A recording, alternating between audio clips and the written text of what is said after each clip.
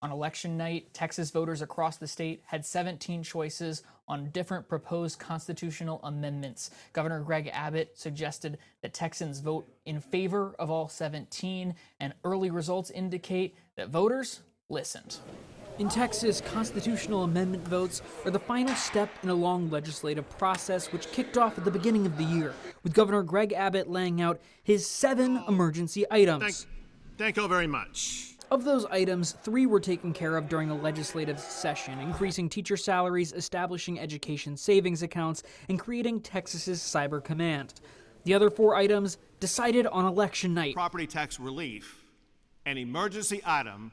For the second straight session, Abbott called for property tax relief, which passed with flying colors through Propositions 11 and 13.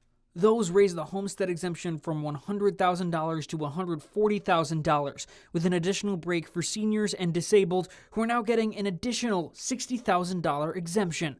Abbott called for a generational investment in water, putting up Proposition 4, asking voters to earmark $1 billion a year for the next 20 years towards the Texas Water Fund.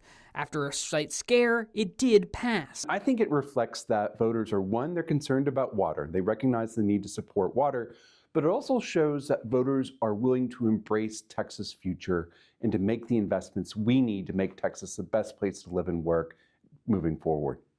Abbott also asked for bail reform and got his wish, with Proposition 3 passing, requiring the denial of bail for certain violent offenses if a judge finds the defendant to be a flight risk or a danger to the community. Abbott's final emergency item, career and technical education, and voters showed their support through a strong support for Proposition 1, which bakes in funding for Texas State Technical College into the Constitution.